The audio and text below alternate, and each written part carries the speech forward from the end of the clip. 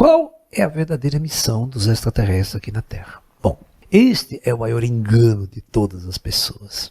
As pessoas acham que nós somos um mundo totalmente isolado do universo e que é agora que os ETs estão descobrindo a Terra, estão visitando a Terra, né? E vem aqui, né? Olha que planeta bonito, olha aquelas caras, olha aquelas pessoas, olha os cachorros, os gatos.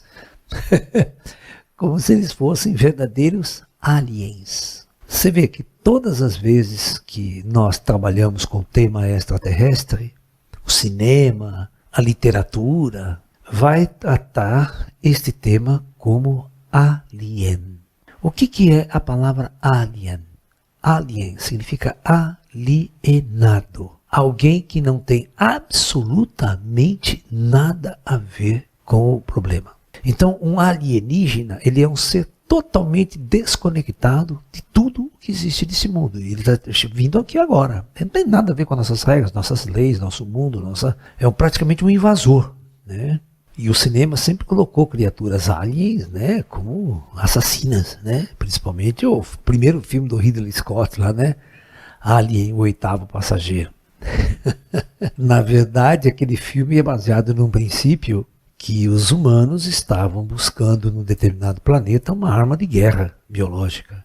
Aquele alien era uma arma de guerra, só que eles não conseguiam dominar essa arma de guerra, sabe? Para trazer e ser útil e ser domada ou domesticada para agir de acordo com o interesse militar, né? Então a primeira foi assim, depois os outros filmes foram na sequência e tal, né?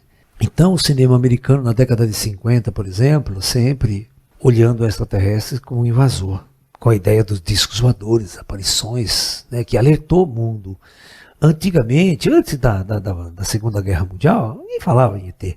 Extraterrestre era uma coisa, nem passava pela cabeça das pessoas. Só no sentido assim, Marte era habitado, discussão sobre Marte habitado. O primeiro livro de ficção científica, o primeiro gênero, né, porque não existia esse gênero ficção científica.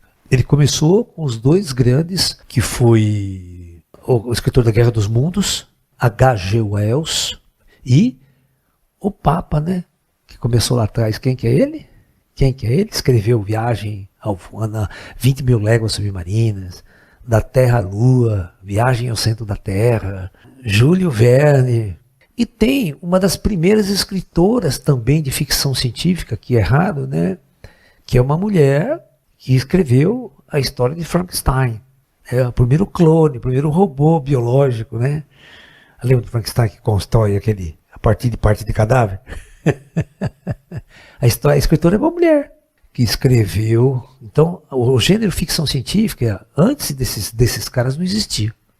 Eles foram os primeiros a escrever, né, ideias futuristas, né? Aí tinha um seriado muito interessante na década, isso aí vem da década, isso começou nos gibis, nas revistas em quadrinho, depois que passou para o cinema, depois televisão. E começou os primeiros em preto e branco, era horrível, né? Um dos primeiros era até mudo, olha só, do cinema mudo, porque já disse que era Flash Gordon, no planeta Mongol. E eu lembro que na década de 60, né, tinha os filminhos japoneses, né, de extraterrestres, que era o National Kid.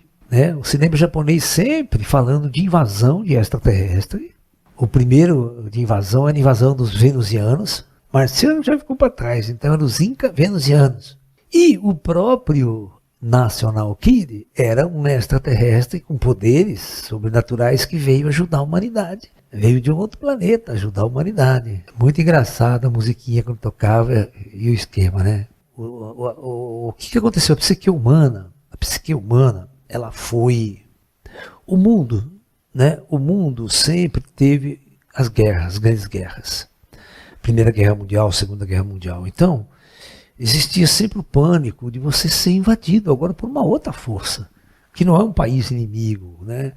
A Guerra Fria, ela começa a criar, e a aparição dos discos voadores após a Segunda Guerra Mundial criou um clima de todo mundo começar a olhar para cima, né? E começar a discutir a nossa posição em relação ao universo. De onde vêm esses seres? Quais as intenções dos discos voadores, dos ETs? A visão sempre foi 100% materialista, certo? Sempre 100% materialista, e o cinema americano da década de 50 60 e inundou o cenário da ficção científica sobre a invasão dos extraterrestres.